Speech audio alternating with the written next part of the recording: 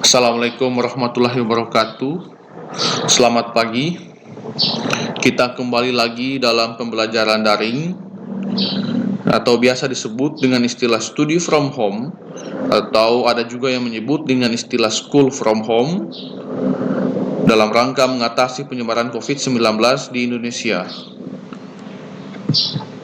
Mata pelajaran yakni Pendidikan Pancasila dan Kewarganegaraan.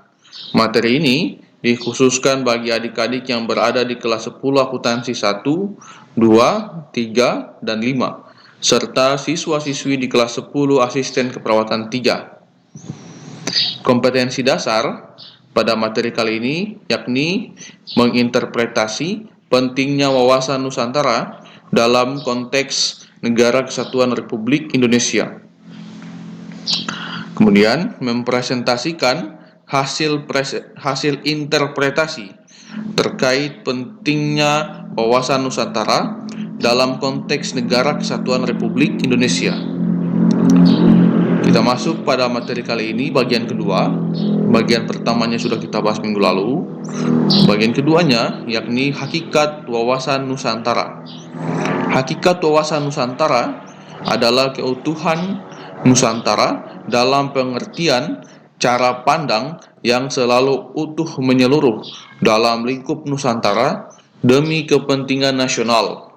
Hal tersebut berarti bahwa setiap warga masyarakat dan aparatur negara harus berpikir, bersikap, dan bertindak secara utuh menyeluruh demi kepentingan bangsa dan negara Indonesia. Kemudian bagian ketiganya, asas wawasan Nusantara. Asas wawasan Nusantara merupakan ketentuan atau kaidah dasar yang harus dipatuhi, ditaati, dipelihara, dan diciptakan demi tetap taat dan setianya komponen pembentuk bangsa Indonesia terhadap kesepakatan bersama. Jika asas wawasan Nusantara diabaikan, komponen pembentuk kesepakatan bersama akan melanggar kesepakatan bersama tersebut, yang berarti tercerai-berainya bangsa dan negara Indonesia. Adapun wawasan Nusantara tersebut adalah sebagai berikut. A. Kepentingan yang sama. Ketika menegakkan dan merebut kemerdekaan, kepentingan bersama bangsa Indonesia adalah menghadapi penjajah secara fisik dari bangsa lain. B. Keadilan. Kesesuaian pembagian hasil dengan adil, jerih payah, dan kegiatan baik perorangan, golongan, kelompok maupun daerah. C. Kejujuran.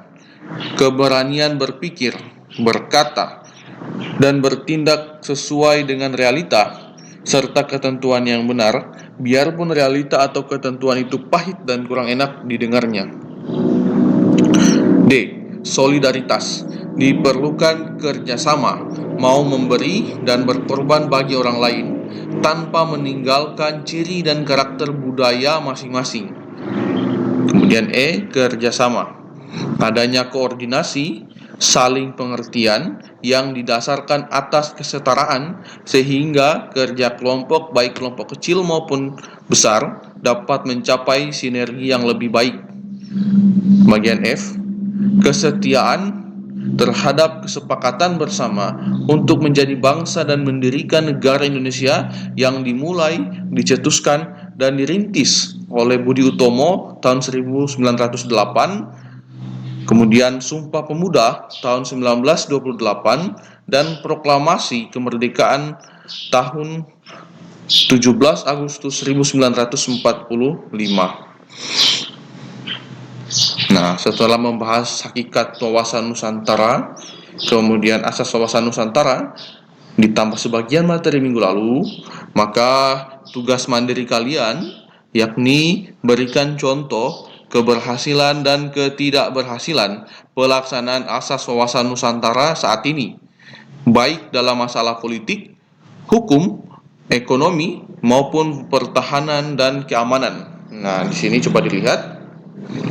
Dalam setiap bidang cukup berikan satu contoh saja, misalnya di bidang politik, contoh keberhasilannya apa? Kemudian di sampingnya contoh di bidang politik, jika ada contoh ketidakberhasilan terhadap pelaksanaan asas Nusantara, apa contohnya? Kemudian jika ada contoh ketidakberhasilan, maka berikan alasannya. Alasan ketidakberhasilan pelaksanaan asas wawasan Nusantara. Di bidang politik cukup satu saja. Di bidang hukum juga cukup satu. Di bidang ekonomi cukup satu. Dan di bidang pertahanan dan keamanan juga cukup satu saja. Nah, silahkan dicatat dalam catatan kalian. Setelah itu difoto dan dikirim di Google Classroom. Nah, kemudian jika ada materi yang tidak dipahami atau kurang dimengerti, maka silahkan ajukan pertanyaan di grup kelas online. Nanti kita akan diskusikan kembali di situ. Oke, kira-kira itu yang bisa saya sampaikan. Mohon maaf jika ada salah-salah kata, dan jika ada yang kurang sepakat atau tidak setuju terhadap apa yang saya sampaikan, bisa menyampaikan kritik di kolom komentar di bawah ini. Dan juga bagi siswa yang lain bisa mendiskusikan masalah ini di grup kelas online. Oke, sekian dan terima kasih. Jangan lupa, ayo cegah penyebaran virus corona dengan cara di rumah aja, belajar dari rumah, bekerja dari rumah, dan beribadah dari rumah. Sekian dan terima kasih.